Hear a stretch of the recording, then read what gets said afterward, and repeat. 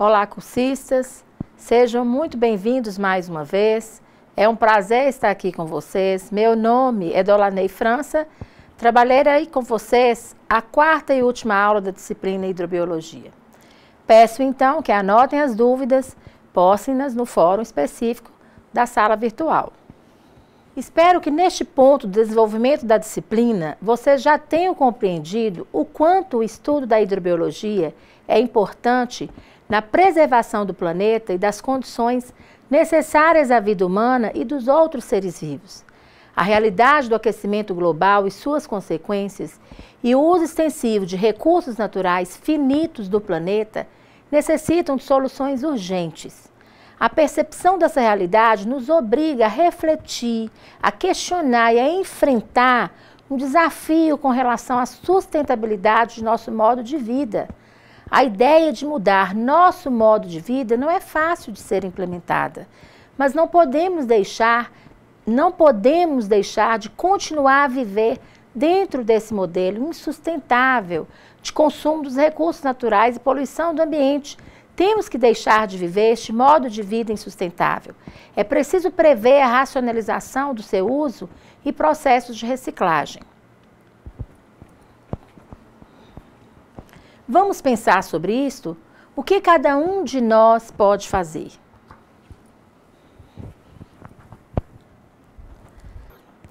Historicamente, as cidades se desenvolveram em locais com disponibilidade de água. Rios e lagos, além de servir como fonte de abastecimento, serve como escoamento de resíduos indesejáveis das atividades humanas, tanto residências como indústrias. Fica então evidente que se faz necessário investir em processos de reciclagem de água e de tratamento de esgoto. Toda água consumida gera esgoto. Podemos dizer que esgoto é o quê? É a água residual, a água que foi utilizada para a realização das diversas atividades.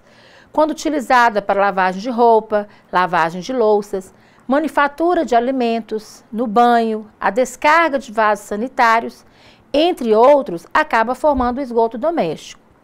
O esgoto não doméstico é formado pela água utilizada para fins industriais e comerciais, como shopping centers, petroquímicas, siderurgias, padarias, entre outros.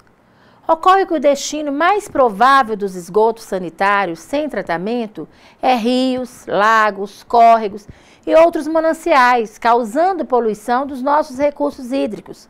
Por isso, é importante que essa água poluída seja coletada e transportada para uma estação de tratamento de esgoto, uma ET. Nas últimas décadas, os mananciais têm se tornado impróprios para o consumo da população humana. Este problema pode ser solucionado de duas formas: depurar a água que recebe o despejo para torná-la potável, ou depurar o próprio despejo antes de lançá-lo no manancial. Atualmente, as duas soluções são empregadas nos modernos processos de tratamento de água e tratamento de esgoto.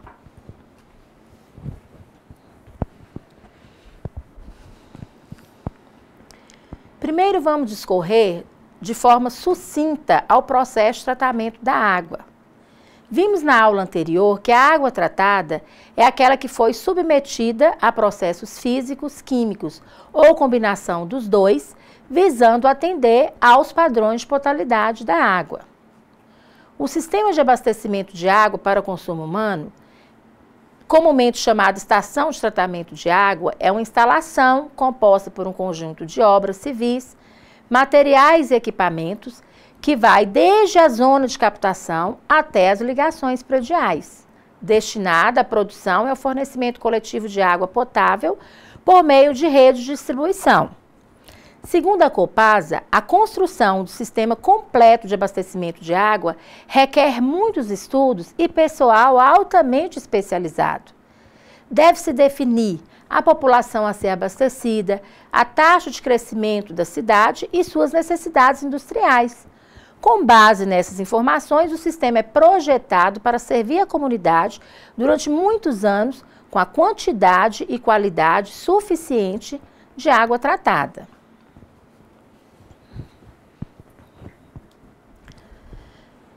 Um sistema convencional de abastecimento de água é constituído das seguintes unidades: captação, adução, estação de tratamento, reservação, rede de distribuição, ligações domiciliares.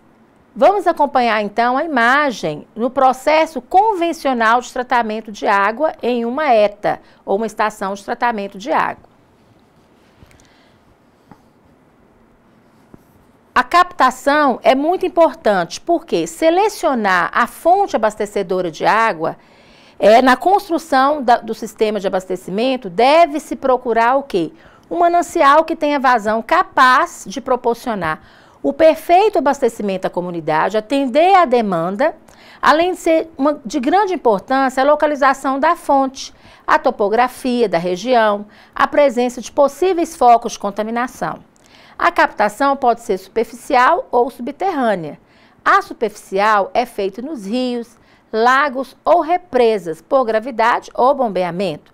Aqui vamos discorrer de forma sucinta sobre o processo, o tratamento da água de captação superficial. O tratamento de captação superficial é formado pelas seguintes fases. O primeiro passo é a oxidação. Oxidar os metais presentes na água, principalmente o ferro e o manganês. Normalmente se apresentam dissolvidos na água bruta. Para isso, injeta-se cloro ou produto similar para que esses metais se tornem insolúveis na água, permitindo a sua remoção nas outras etapas de tratamento. A remoção das partículas de sujeira se inicia no tanque de mistura rápida com a dosagem de sulfato de alumínio ou cloreto férrico, Esses são coagulantes que têm o poder de aglomerar a sujeira, juntar a sujeira, formando flocos. Para otimizar o processo, adiciona-se cal ou hidróxido de cálcio, que mantém o pH da água no nível adequado. Na floculação, essa água já coagulada movimenta-se tanto de forma dentro dos tanques que os flocos se misturam, ganhando peso, volume e consistência. Vão para os tanques de decantação. Os flocos formados anteriormente separam-se da água, sedimentando-se no fundo dos tanques.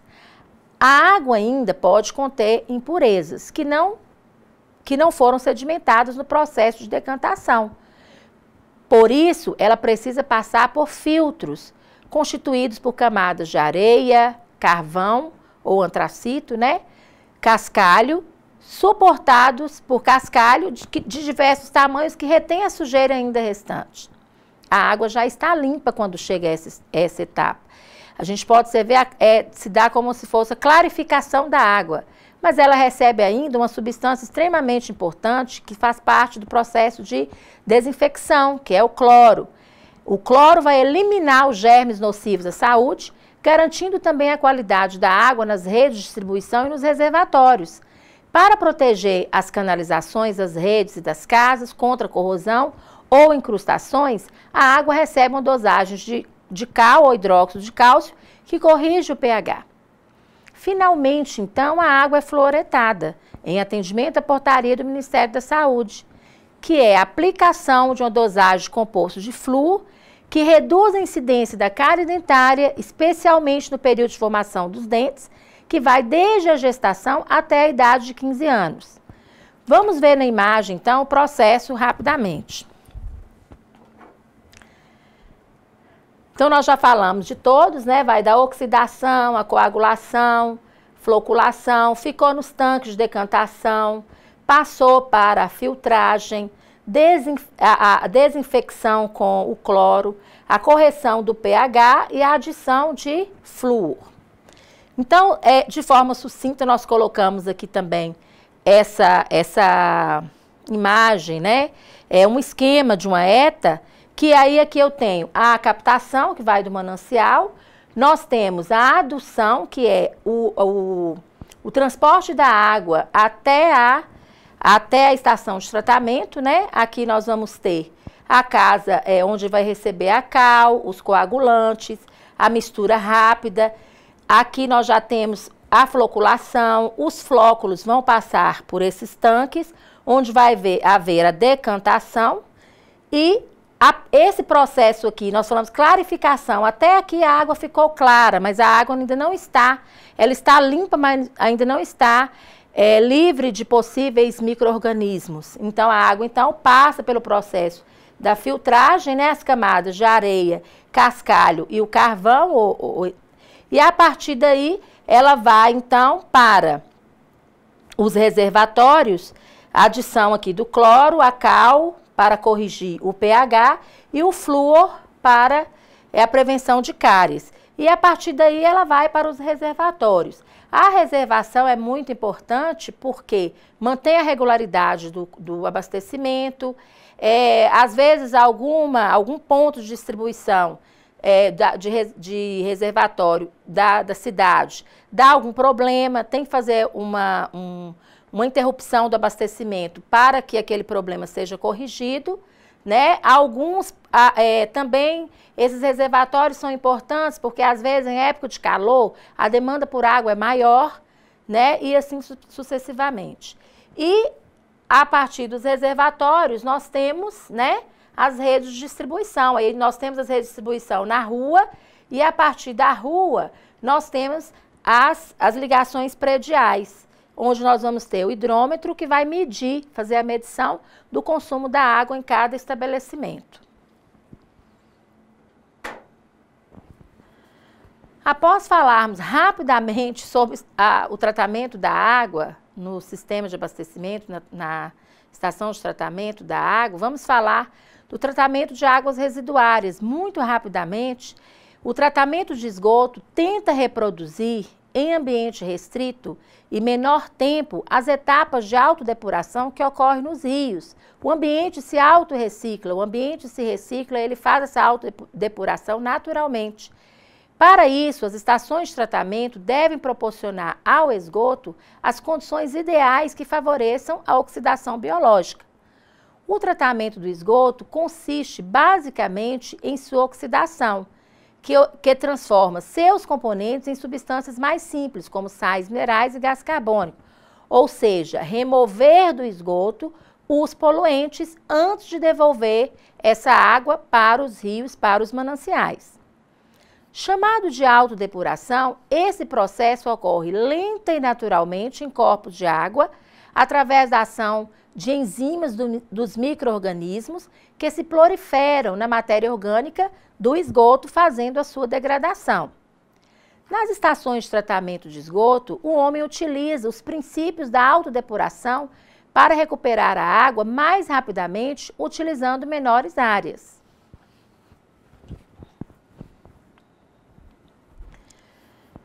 Os objetivos do tratamento do esgoto são de acordo com o tipo de esgoto. Nos esgotos domésticos, o objetivo é remover a matéria orgânica, os sólidos em suspensão e organismos patogênicos. Eventualmente, em processos de tratamento mais sofisticados, processa-se a remoção de nitrogênio e fósforos, que são nutrientes que nós já falamos que provocam a eutrofização dos corpos d'água. Os esgotos industriais ou mistura de esgoto doméstico e industriais, dependendo do tipo de indústria que contribui ao sistema de esgotamento sanitário, o objetivo é remover matéria orgânica, sólidos em suspensão, nutrientes como nitrogênio e fósforo, compostos tóxicos e compostos não biodegradáveis. Numa ET, o tratamento de esgoto se faz numa ET, na estação de tratamento, que é a unidade operacional de esgotamento sanitário, que através de processos físicos, químicos ou biológicos removem as cargas poluentes do esgoto, devolvendo ao ambiente o produto final, um efluente tratado em conformidade com os padrões exigidos pela legislação ambiental.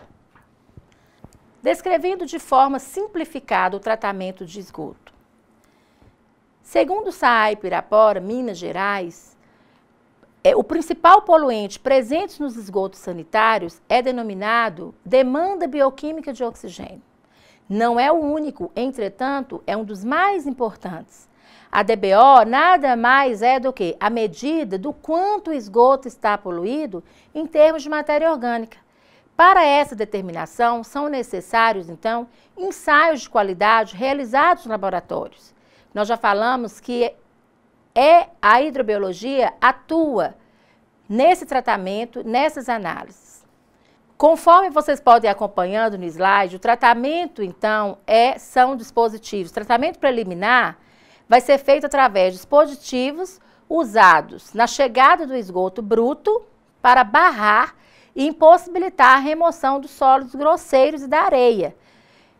Para a separação dos sólidos grosseiros são utilizados as grades de contenção, que retêm o material sujo, o cabelo, ponta de cotonete, coisas que não deveriam estar no esgoto e que infelizmente as pessoas acabam despejando. O tamanho é maior do que o espaçamento entre as barras. A remoção da areia é realizada nos desarenadores ou as caixas de areia, por meio de sedimentação. Aquela areia que você lavou o tênis, que você lavou o chinelo, tomou banho mais sujo. Após o tratamento preliminar, nós vamos para o tratamento primário, que destina-se, por meio de mecanismos básicos de ordem física, à remoção de sólidos flutuantes, graxos e óleos, por exemplo. Muitas casas não mantêm as caixas de gordura, e isso é um problema na fase primária do tratamento de esgoto. É a remoção, então, de sólidos em suspensão sedimentáveis e, em decorrência, parte da matéria orgânica. O tratamento secundário, aí sim, predominam a atuação importante dos mecanismos biológicos. O objetivo é principalmente a remoção de matéria orgânica e, eventualmente, aqueles nutrientes, como nitrogênio e o fósforo. O tratamento terciário, então, objetiva a remoção de poluentes específicos ou ainda remoção complementar de poluentes não suficientemente removidos no tratamento secundário. Nós temos aqui, então, uma representação muito simples, né? Uma representação esquemática de um sistema anaeróbico utilizando um reator do tipo UASB. Cada ET, ela tem um sistema, né, de tratamento específico, mas a grande maioria segue praticamente o que é simples que a gente colocou aqui. Então, o esgoto bruto chega no sistema, o esgoto bruto das residências chega na ET. Aqui nós vamos ter a primeira fase de contenção da sujeira sólida mais grosseira, tem as grades, né, que vão reter a sujeira mais grosseira, os sólidos grosseiros, e as caixas de areia, o desarenador, que vão conter a areia. Depois, esse efluente, ele vem para o biodigestor, ou reator, onde aqui vai haver a atuação dos micro-organismos, principalmente a fase anaeróbica, com a liberação de biogás. Depois, esse efluente, então, ele já vai para as lagoas de estabilização e, consequentemente, né, a partir das lagoas de estabilização, ele já tratado, livre dos possíveis poluentes, ele vai ser devolvido ao rio, ao manancial, ao córrego. Como nós já falamos, a matéria orgânica é um dos principais poluentes, um dos principais problemas que devem ser acompanhados de perto. Vamos rever mais uma vez sobre o processo de eutrofização nos corpos d'água, como já visto em aulas anteriores. Como já vimos, a eutrofização é o enriquecimento das águas pelo aporte maior, pelo suprimento maior de nutrientes necessários ao crescimento da vida. Manifesta-se por meio do aumento da produtividade biológica dos lagos, sendo observada a proliferação, seja de algas, de bactérias aeróbicas e outros vegetais aquáticos, devido à maior quantidade de nutrientes disponíveis. Os nutrientes mais importantes para a ocorrência da eutrofização são, em geral, o fósforo e o nitrogênio. Esse processo de eutrofização, que deve ser muito monitorado e acompanhado, principalmente nas redes de abastecimento de água e as análises das águas, é acelerada pelo aporte de fósforo, que provém principalmente dos esgotos domésticos, os esgotos industriais e os fertilizantes agrícolas, como nós já vimos. O homem interfere muito na ciclagem desses nutrientes e acabam despejando muito esses nutrientes na atividade agrícola. Vamos ver agora as características dos lagos em relação à produtividade biológica.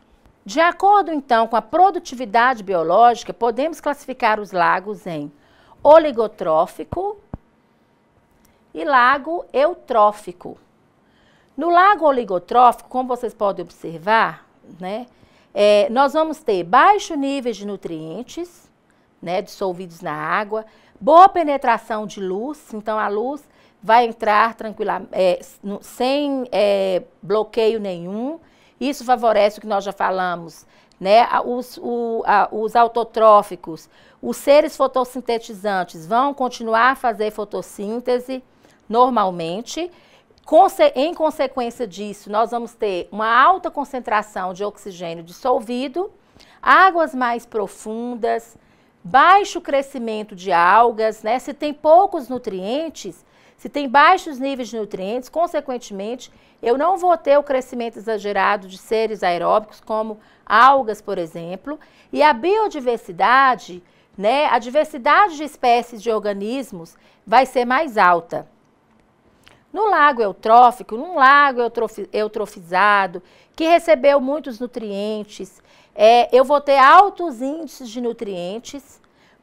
Em consequência, nós já vimos que vai haver as florações, a proliferação de seres aeróbicos que vão acabar dificultando a passagem de luz. Então, nós vamos ter pouca penetração de luz. Em consequência disso, o processo fotossintético vai ser comprometido. Nós vamos ter uma baixa na concentração de oxigênio dissolvido. As águas são rasas, porque geralmente, como vocês podem observar aqui, ocorre grande sedimentação, a erosão, o assoreamento, né, que ocorre ao redor deste lago, alto crescimento de algas. Se eu tenho altos índices de nutrientes, consequentemente, eu vou ter a floração, alto índice de crescimento também dessas algas. E a biodiversidade, consequentemente, se eu tenho baixo índice de oxigênio dissolvido, vocês podem ver que a biodiversidade, a diversidade de espécies vivas já é o quê? Já é menor. Vimos então de forma muito sucinta, vocês vão continuar os estudos, vocês vão continuar a cada etapa no seu material e nos fóruns que a gente colocou no material complementar que nós colocamos na aula. Quero dizer que foi um prazer estar aqui com vocês nessas 4 aulas. Sei que são muitas informações dadas em pouco tempo, por isso é importante que retornem aos assuntos no caderno didático e no material complementar que deixamos na sala virtual. Participem do fórum de discussão na sala virtual. Vocês já sabem que não há necessidade de ficarem com dúvidas. Caso tenha, postem-na no espaço reservado a elas, que a resposta chegará. Bons estudos, um forte abraço a todos.